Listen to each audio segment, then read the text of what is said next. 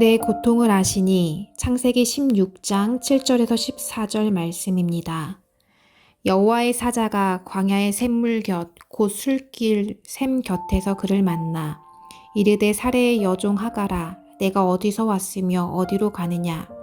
그가 이르되 나는 내 여주인 사레를 피하여 도망하나이다. 여호와의 사자가 그에게 이르되 내 여주인에게로 돌아가서 그 수하에 복종하라. 여호와의 사자가 또 그에게 이르되 내가 내 씨를 크게 번성하여 그 수가 많아 셀 수 없게 하리라. 여호와의 사자가 또 그에게 이르되 내가 임신하였은즉 아들을 낳으리니 그 이름을 이스마엘이라 하라. 이는 여호와께서 내 고통을 들으셨음이니라. 그가 사람 중에 들나귀 같이 되리니 그의 손이 모든 사람을 치겠고 모든 사람의 손이 그를 칠지며 그가 모든 형제와 대항해서 살리라 하니라. 하갈이 자기에게 이르신 여호와의 이름을 나를 살피시는 하나님이라 하였으니 이는 내가 어떻게 여기서 나를 살피시는 하나님을 배웠는고 함이라.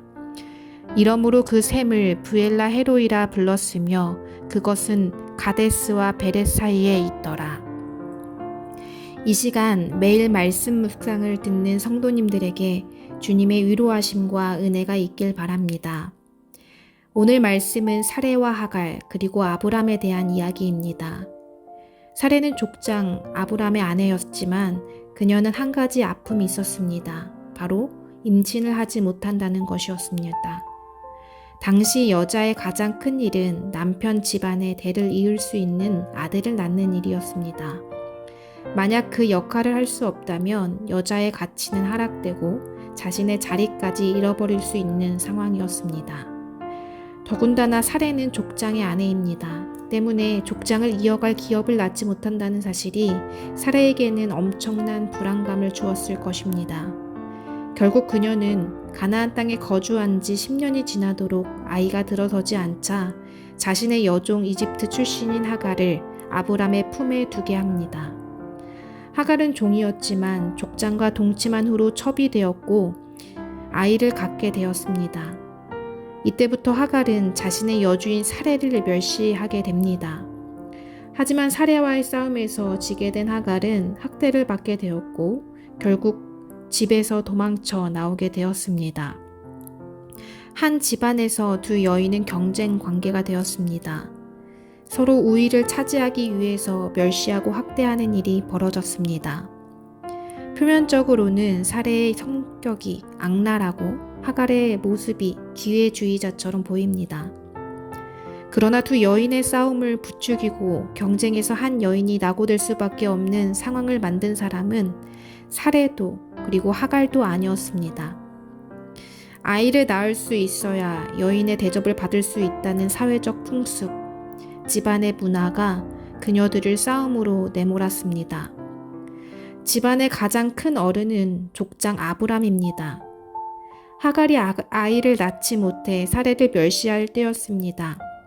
사레는 이를 아브람에게 토로하자 그는 여종은 당신의 수중에 있으니 당신의 눈에 좋을 대로 행하라며 두 여인의 싸움에 관여하지 않겠다는 방관자적 태도를 보였습니다. 아브람은 아들을 얻는 것에만 관심을 갖고 있었지 이로 인해 상처받고 상처를 줄 수밖에 없는 상황을 견뎌야 하는 두 여인의 서름은 주목하지 않았습니다. 그러나 유일하게 두 여인을 위로하시는 한 분이 계셨습니다. 그분은 바로 여호와 하나님이었습니다. 하나님께서는 여호와의 사자를 보내어 집에서 도망 나온 하갈을 만나 주셨습니다. 경쟁에서 낙오된 하갈에게 하나님께서는 집에 다시금 돌아갈 것을 요청하셨습니다. 그리고 하갈의 씨를 크게 번성하여 그 수가 많아 셀 수 없게 하겠다고 말씀하시며 하갈이 낳을 아들 이름을 이스마엘이라고 지어주셨습니다.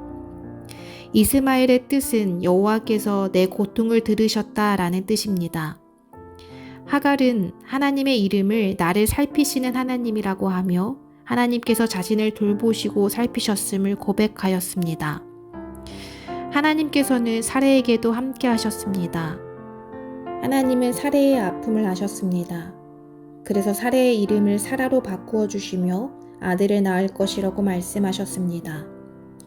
그리고 아브라함 100세의 나이에 사라에게 아들 이삭을 주셨습니다. 하나님께서는 불임으로 고통받고 있는 사라의 애통함도 함께 들으셨던 것이죠. 하나님께서는 두 여인의 아들을 차별하지 않으시고 축복하여 주셨습니다. 이삭과 언약을 세우며 그의 후손에게 영원한 언약이 되리라고 말씀하셨습니다. 이스마엘에게도 복을 주시며 크게 생육하고 번성할 것이고 12두령을 낳을 것이며 그를 큰 나라가 되게 하리라고 말씀하셨습니다. 이렇게 세상은 풍습과 제도, 문화라는 기준으로 사라와 하갈을 경쟁 속에 내몰며 원치 않는 가해자와 피해자가 되게 했지만 하나님께서는 여인들의 고통을 들으셨고 동일하게 축복해 주시며 그들의 아픔을 위로해 주셨습니다. 우리는 때로 세상을 살며 고난에 처하기도 합니다. 원치 않음에도 불구하고 경쟁의 상황에 내몰리기도 합니다. 그러나 하나님께서는 우리의 고통을 들으시고 아픔을 아시며 위로하여 주십니다. 사레와 하갈의 하나님이 바로 우리의 하나님이십니다. 바라기는 고통을 들으사 위로하시는 주님 안에서 희망을 붙들며 살아가시길 바랍니다. 더불어 주님을 믿는 성도로서 고통받는 사람들과 함께하길 바랍니다. 탈레반 정권 이후 두려움과 고통에 떨고 있는 수많은 아프가니스탄 사람들이 있습니다. 더욱이 그 안에서 더 소외자로 살아가는 여성, 노인, 아이들이 있죠.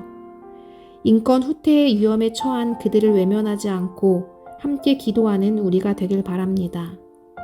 390명의 아프간 국민들을 탈출시킨 작전명 미라클처럼 고난에 처한 사람들에게 작지만 위로의 손길을 내밀어 그들에게 기적을 주는 사랑을 행하시길 바랍니다. 그 밖에 우리 주변에는 아픔에 처한 많은 이들이 있습니다. 살피고 마음을 두고 기도하는 것이 우리의 고통을 들으시고 위로하신 하나님을 따르는 길입니다. 사랑하는 전주남문교회 성도 여러분, 하나님을 바라보십시오. 여러분의 고통을 들으시는 하나님을 신뢰하십시오. 두 여인에게 찾아오시고 그녀들의 삶에 동행하신 하나님께서 여러분과도 함께하고 있음을 믿으며 온전히 이 하루 그분에게 나아가는 성도 되길 소망합니다. 기도하겠습니다. 고난 가운데 함께 하시는 주님, 오늘 하루 온전히 주님 앞에 섭니다. 코로나 사회적 거리두기 격상으로 경제가 침체되고 생존의 위협이 찾아오는 요즘, 고통의 상황이 언제 끝날지 암담하기만 합니다.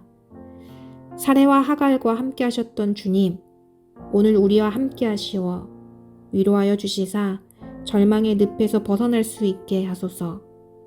우리의 삶의 터전을 축복하시사 다시금 새 힘을 얻을 수 있도록 도우소서. 특별히 이런 암흑한 시대에 더 고난받는 우리의 이웃이 있습니다. 주님 그들에게도 동일한 위로를 허락하여 주소서. 모두에게 평화가 임하는 이 땅이 되게 하소서. 예수님의 이름으로 기도합니다. 아멘.